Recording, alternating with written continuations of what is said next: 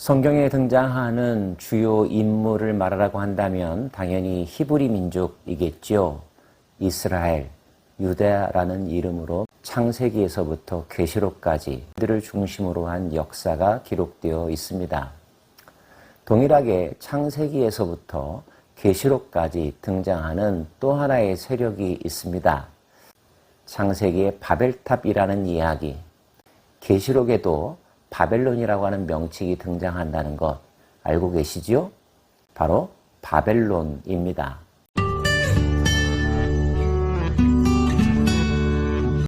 이제까지 우리는 예레미야를 통하여서 남유다가 어떻게 멸망하게 되는지 그 혼란의 과정, 그 속에서 그들이 겪어야만 했던 그리고 그들에게 주고자 했던 하나님의 교훈을 살펴보았습니다. 남유다만이 아니죠. 주변 모든 나라들이 바벨론에 의하여서 멸망당했습니다. 이제 바벨론의 세상이 왔다라고 상상할 수 있습니다. 그 바벨론은 영원할 것인가? 하나님은 예레미야에게 바벨론에 대해서 가지고 계신 계획과 생각들을 알려주십니다. 궁금하네요. 어떤 내용일지 말이죠. 들어보십시오. 너희는 나라들 가운데서 전파하라, 공포하라, 깃발을 세우라, 숨김없이 공포하여 이르라. 여러 번 비슷한 표현들이 나열되고 있습니다. 분위기를 업시키는 것 같은 느낌이지요? 내용을 살펴볼까요? 바벨론이 함락되고 벨이 수치를 당하며 무로닥이 부서지며 그 신상들은 수치를 당하며 우상들은 부스러진다 하라. 그 바벨론이 망한다는 것입니다. 어떤 과정을 거칠까요? 이는 한 나라가 북쪽에서 나와서 그를 쳐서 그 땅으로 황폐하게 하여 그 가운데 사는 자가 없게 할 것임이라. 사람이나 짐승이 다 도망할 것임이라. 바벨론이 초인류 세계 강국이어서 어느 누구도 그 앞에 맞설 수 없는 상황이 펼쳐졌는데 그 나라도 영원하지 않다는 것, 그 나라를 대신할 그 나라보다 더 강력한 세력이 등장할 것이라는 것이 오늘 말씀의 핵심입니다. 만약 그런 일이 발생한다면 유다, 이스라엘의 운명은 어떻게 될까요? 여호와의 말씀이니라.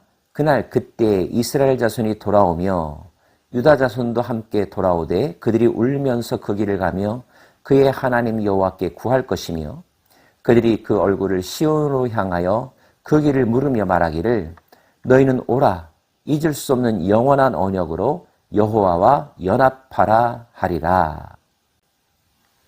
바벨론 제국의 멸망은 유다 백성들이 고향 땅으로 돌아오는 계기가 될 것이라 하십니다. 마치 일본이 2차 세계대전에 패망함으로써 항복 선언함으로써 조선 땅의 광복, 해방이라고 하는 큰 기쁨이 찾아온 것과 같은 일이라 비교할 수 있을 것입니다.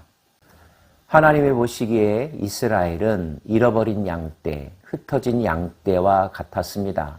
목자들의 품을 떠난 양떼에게 일어나는 일은 방황이고 야생 짐승들의 공격이었죠. 이스라엘은 흩어진 양이라 사자들이 그를 따르도다. 처음에는 아수르 왕이 먹었고 북이스라엘의 멸망 이야기죠. 다음에는 바벨론의 느부갓네살 왕이 그의 뼈를 꺾도다. 남유다의 멸망 이야기입니다. 그렇다면 자신의 소유였던 양떼들이 이렇게 처참하게 죽음당하는 것, 하나님은 끝까지 보고만 계셨을까요? 그러므로 만군의 여호와 이스라엘의 하나님이 이와 같이 말하노라. 내가 아수르의 왕을 벌한 것 같이 바벨론의 왕과 그 땅을 벌하고 이스라엘을 다시 그의 목장으로 돌아가게 하리니 그가 갈멜과 바산에서 양을 기를 것이며 그의 마음이 에브라임과 길르앗산에서 만족하리라. 목자는 양을 끝내 포기하지는 않으시겠다고 남은 물이라도 다시 찾아 그의 푸른 초장과 쉴만한 물가로 인도하실 거라는 뜻입니다. 여호와의 말씀이니라. 그날 그때는 이스라엘의 죄악을 찾을지라도 없겠고 유다의 죄를 찾을지라도 찾아내지 못하리니 이는 내가 남긴 자를 용서할 것임이니라. 환난을 통하여 깨달은 양들은 그때부터 목자의 품 안에서 목자의 말을 잘 듣겠다 다짐하겠죠. 목자 역시 그들의 허물, 그들이 일시적으로 목자의 마음을 헤아리지 못하고 목자의 지시대로 움직이지 못했던 그런 잘못들, 이제 그 대가를 치른 것과 마찬가지이니 더 이상 문제 삼지 않으시겠다고, 그들을 용서하시겠다고 말씀하고 계십니다. 하지만 그들이 포로에서 돌아온 것이 그저 자연스럽게 이루어지는 일은 아니라는 것, 여기에도 하나님의 손길이 개입하고 있음을 알려주시는데요. 이스라엘 자손과 유다 자손이 함께 학대를 받는도다. 그들을 사로잡은 자는 다 그들을 붙들고 놓아주지 아니하리라. 하지만요, 그들의 구원자는 강하니 그의 이름은 만군의 여호와라. 반드시 그들 때문에 싸우시리니 그 땅에 평안함을 주고 바벨론 주민은 불안하게 하리라. 바벨론이 강한 제국이지만 여호와 하나님은 그보다 더 강한 분이시라는 것. 바벨론은 강력한 힘으로 그들이 포로가 된 이스라엘 백성들을 제압하지만 하나님의 사랑은 그것보다 더 강하여서 반드시 되찾아 오신다는 것입니다.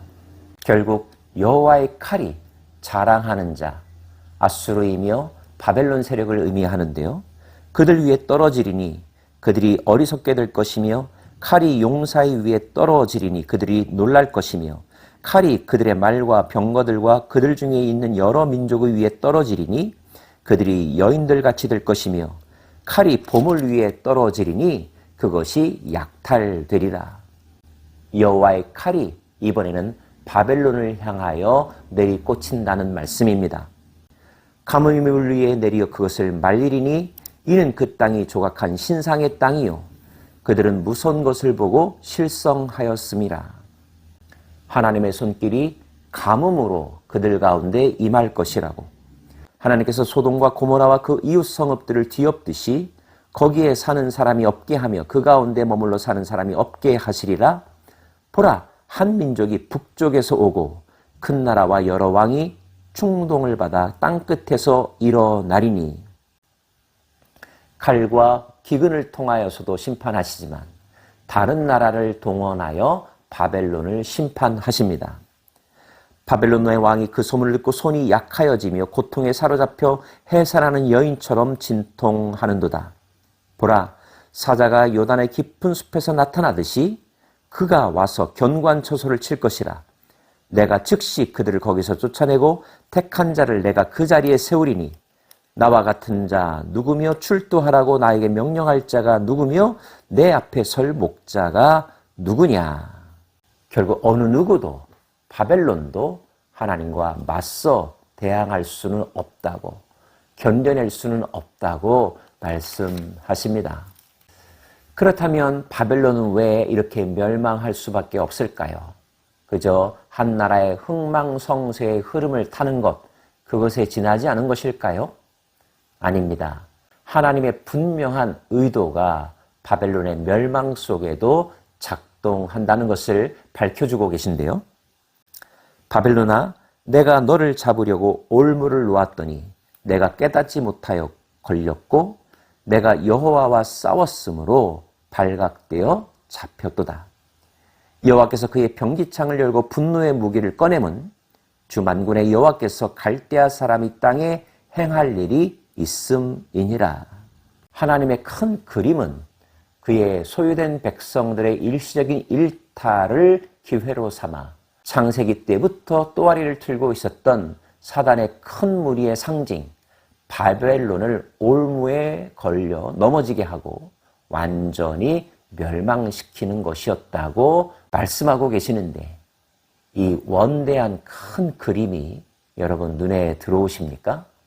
그의 백성들을 괴롭힌 것, 이제까지 하나님과 대척점에 서서 하나님과 맞서 싸우던 그들의 행위, 그들이 일한 대로 갚고 행한 대로 갚으시는 하나님의 보복이라고, 그의 교만에 대한 심판이라고 말씀하십니다.